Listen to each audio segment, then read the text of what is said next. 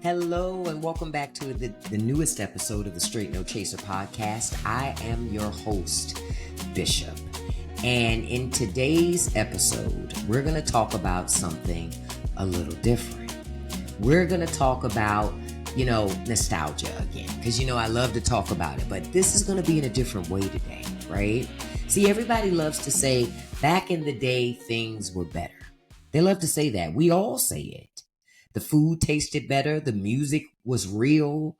Kids respected their elders. Families stayed together for the most part. Life seemed simple. Notice I said seemed. But here's the truth.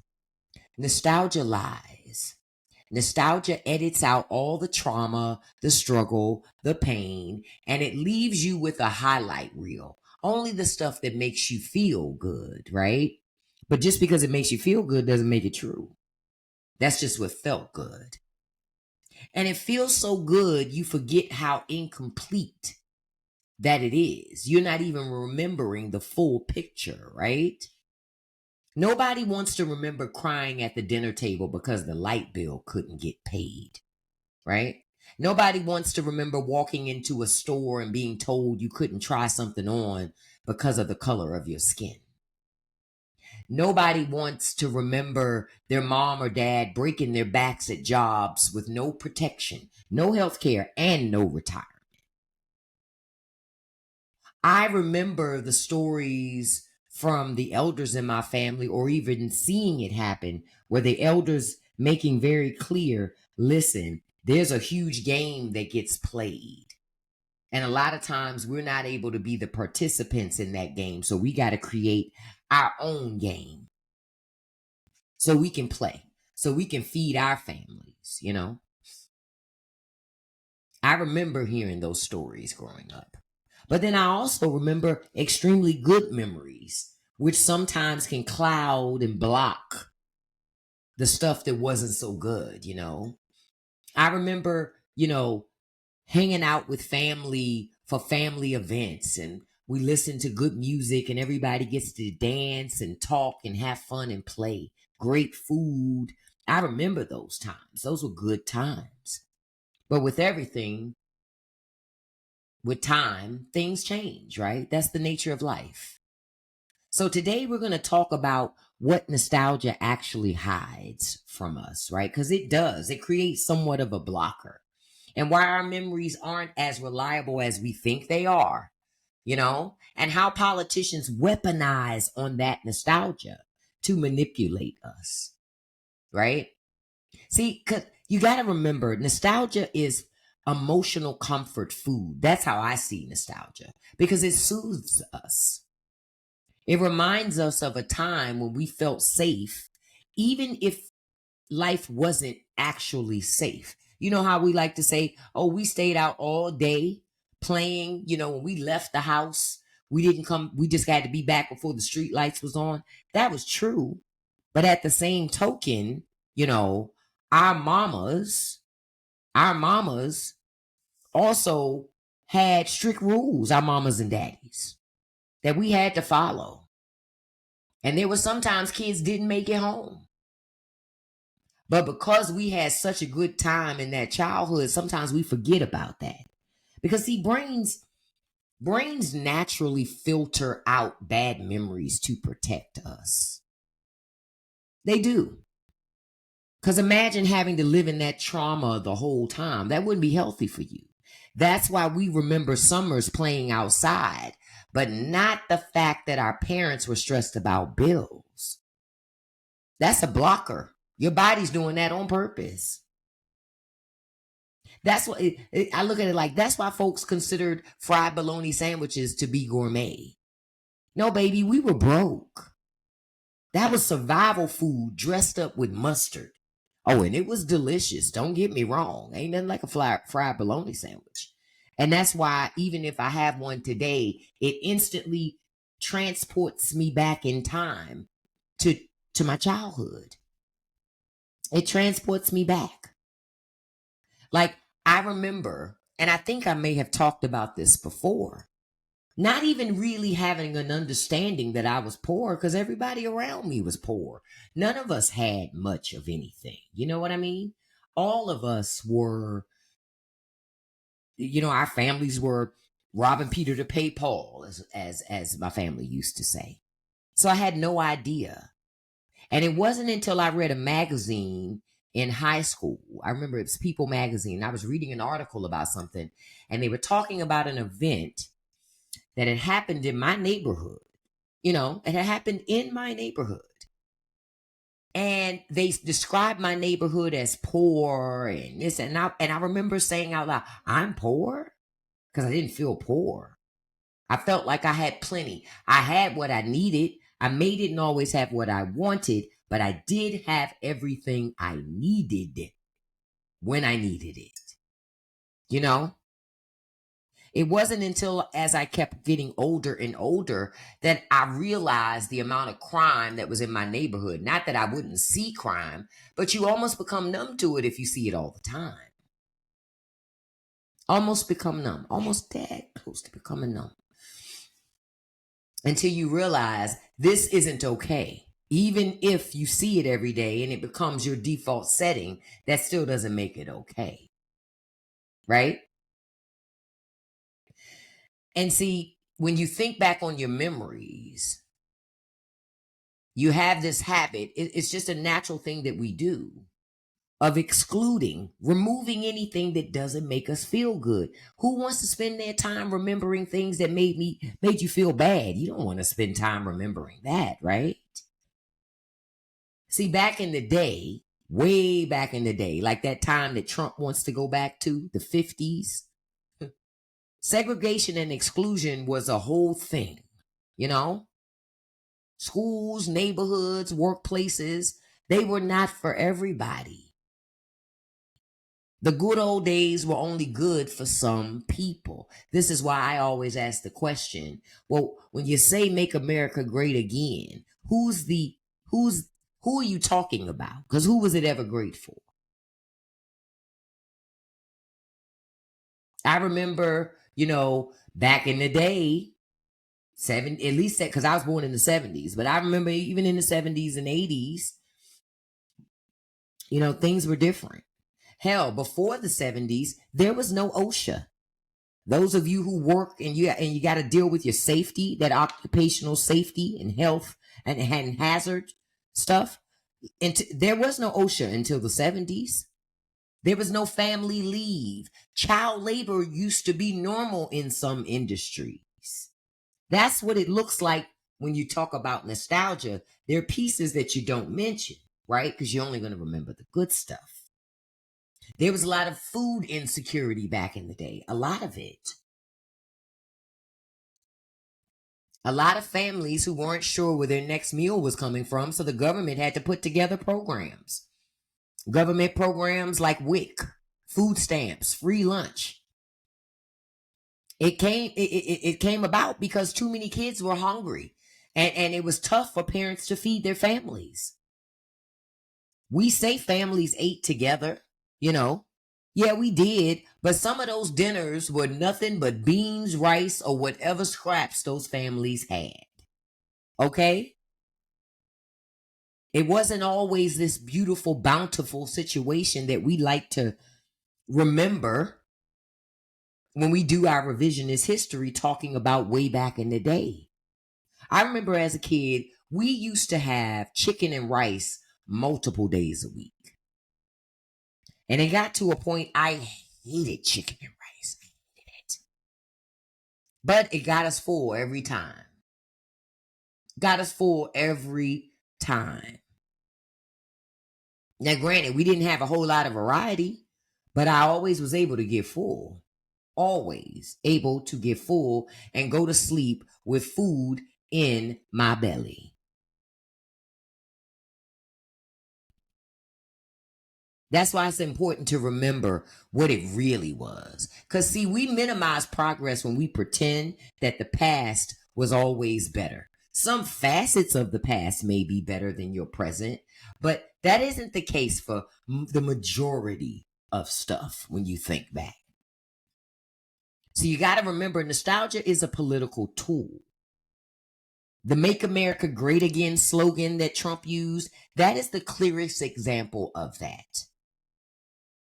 The clearest example. Because, see, politicians don't need to sell policy when they do nostalgia because they're selling you on a memory. It's a way for them to skirt the conversation of policy. Let me just make you feel good and have you remember a time and make promises that I'm going to take you back to that feeling without details on the policy that would actually make it possible. Because usually there is no policy that's going to make it possible. But they love to sell you a memory. You know, they'll say things. Remember when kids respected teachers? Remember when gas is cheap? Remember when families stayed together? You know how they love to do. But the reality check is this. Gas was cheap, but wages were trash too. Wages were trash. By and large, a whole huge swath segment of Americans weren't making, six figures. Families did stay together, but it wasn't for the reasons that most people think. Families stayed together because a lot of abuse was hidden behind closed doors. People were embarrassed to talk about the things that were actually happening in their households. That's why that happened. People were afraid. Yep. Kids respected teachers because they were afraid of getting a whooping. Because, see, that was a time when children could be spanked at school. So it wasn't because kids wanted to be angels.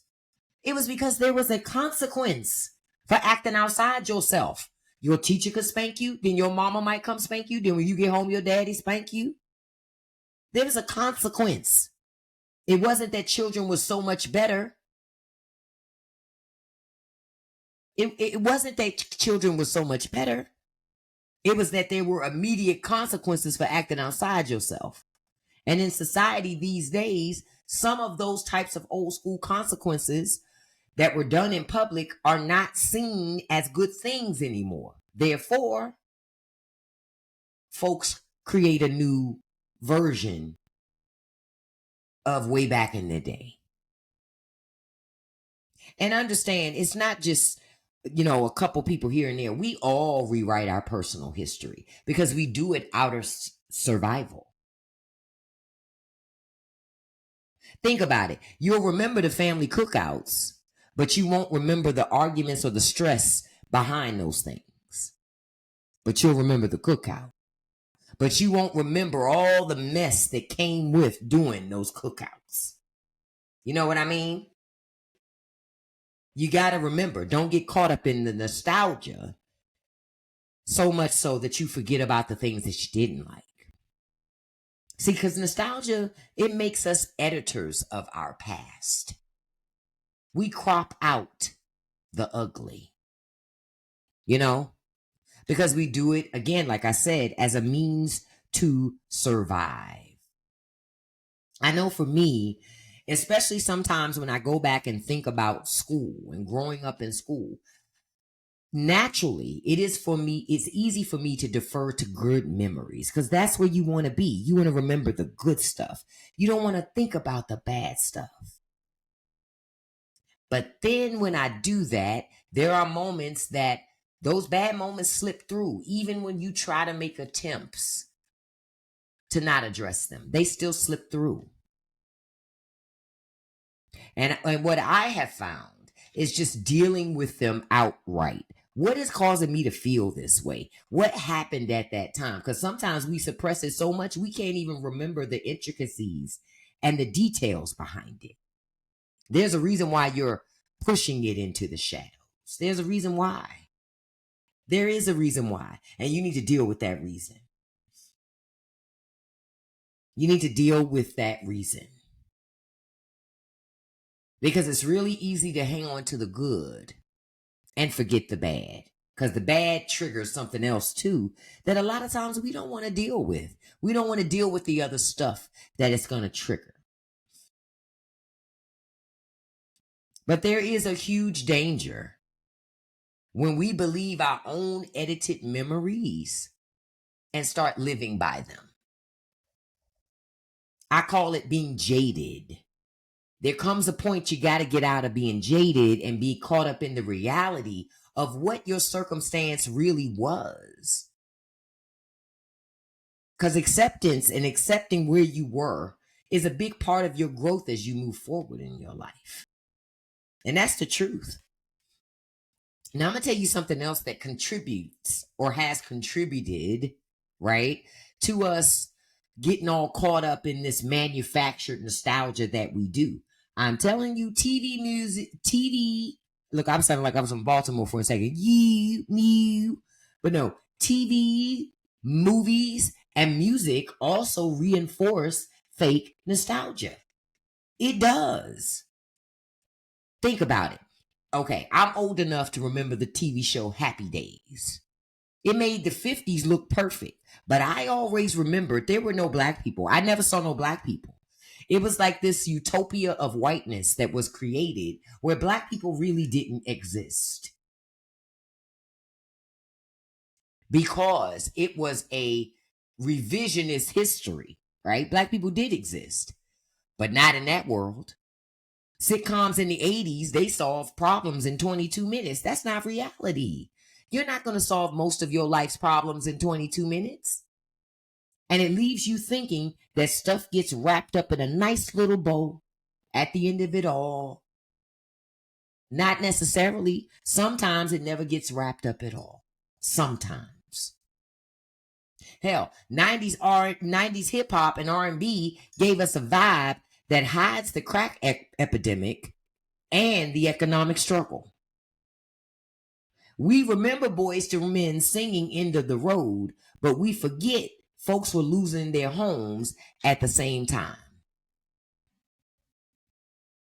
Because we just caught up in the love of the song, taking us back to the fashion and the parties. But there were other things that were happening that weren't so awesome.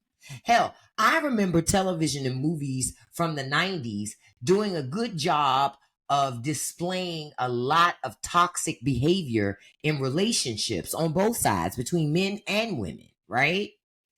And making it so they kind of taught a whole generation of people how to be toxic in relationships. Because the stuff that they were showing by and large was toxic stuff. It was not how you nurtured healthy relationships. At all. Not at all. But it was the norm. It's what we knew. But you got to understand, nostalgia is marketed back to us now as you get older. As it's marketed back to you as a profit, for profit. It's to make money because when it catches you in the feels, when they catch you in the feels and your feelings and in your heart, you get caught up and you forget that it wasn't always good. Because see, when we over romanticize, we dismiss progress. When we make statements like marriage lasted back then, that is true.